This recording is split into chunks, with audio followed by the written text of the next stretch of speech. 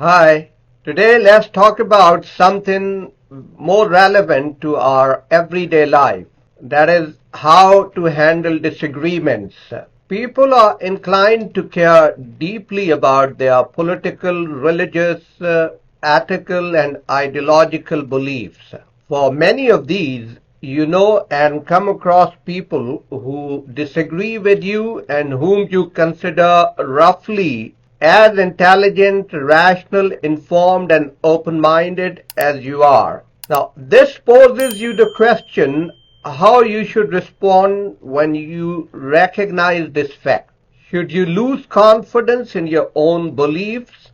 Should you try to be right at all costs, or reject others' beliefs right away, or abandon your own beliefs, or just adopt others' beliefs, or you suspend the judgment on the issue, or some other response? So that's the quandary.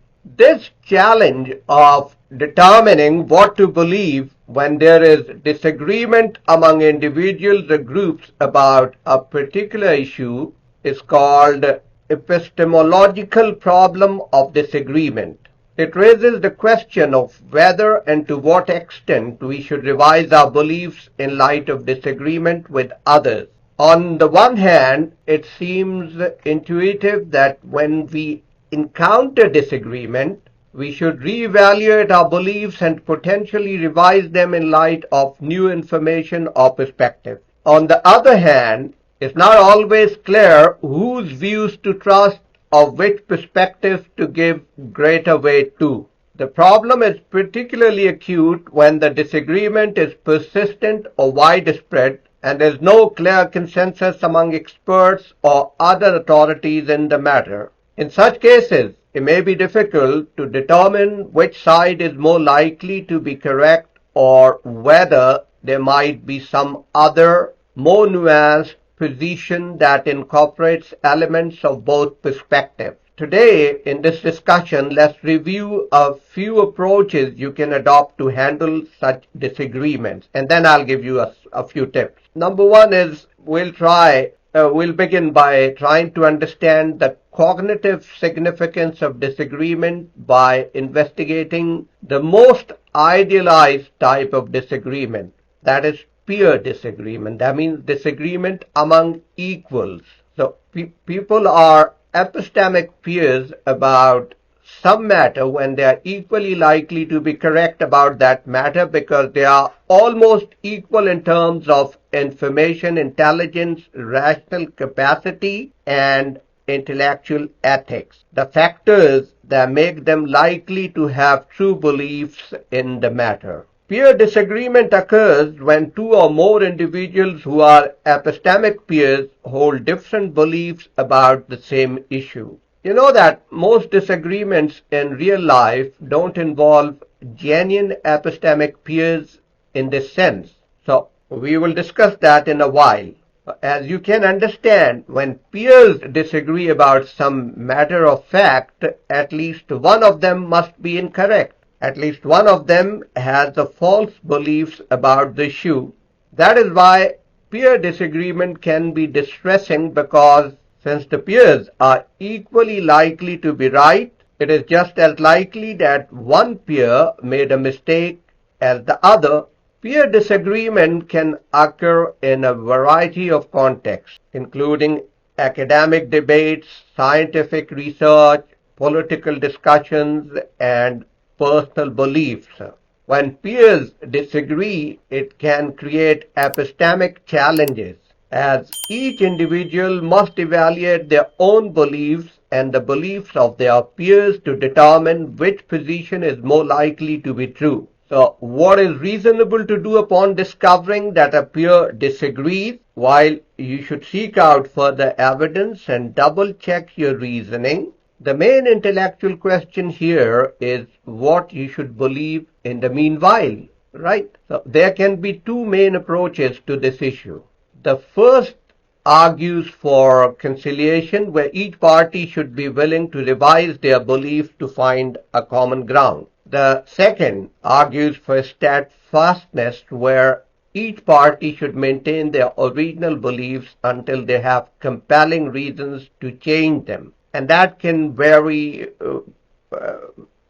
much vary from time to time, situation to situation. Sometimes conciliation is more opportune. Sometimes the steadfastness will make more sense, because if both stick to their original beliefs, both will strive and research harder and harder, and ultimately will discover the truth.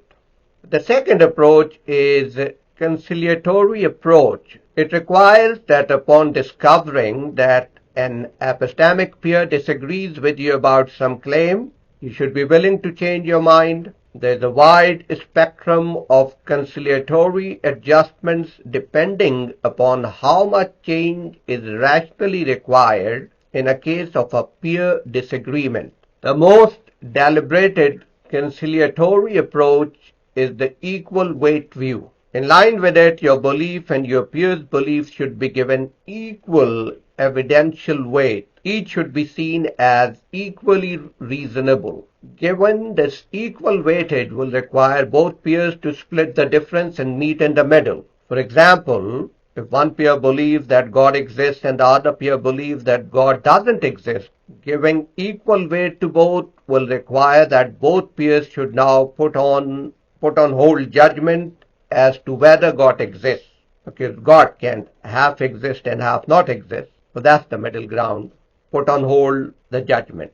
Any other response would be irrational. Conciliatory approach calls attention to the value of intellectual humility, the recognition that one's own beliefs may be fallible and subject to revision, and the significance of open-mindedness, the willingness to consider alternative viewpoints. According to the conciliatory approach, peer disagreements can provide an opportunity for mutual learning and growth.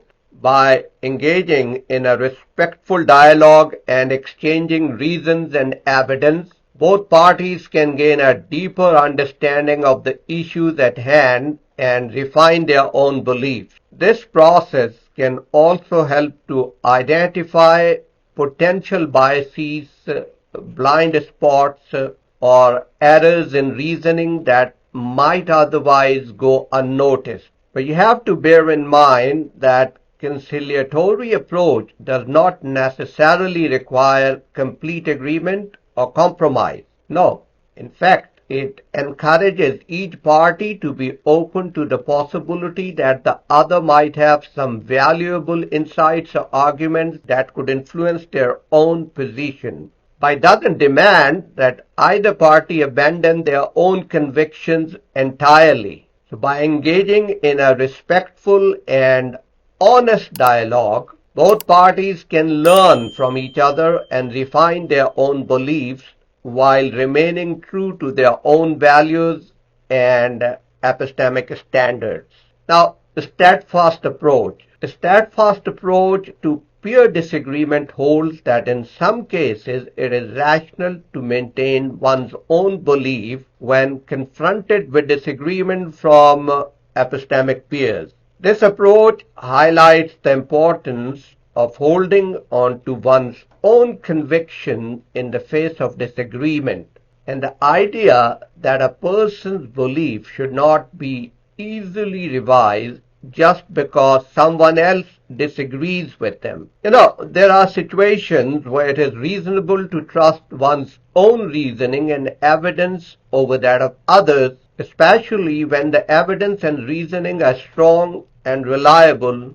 It says that a person should not suspend their beliefs without good reason, and that it is possible for both parties to be wrong in cases of disagreement. So this approach makes sense to the extent that being too quick to revise one's belief in response to disagreement can lead to epistemic instability, where beliefs are constantly in flux and subject to change based on the opinions of others. This can undermine confidence in one's own reasoning and decision-making abilities and ultimately lead to intellectual paralysis. However, let's be clear that the steadfast approach doesn't necessarily preclude engagement with other viewpoints. So when taking this approach, you may still be willing to listen to others and consider their arguments, but ultimately you will only revise your beliefs if you are convinced by stronger evidence and reasoning than what you currently have.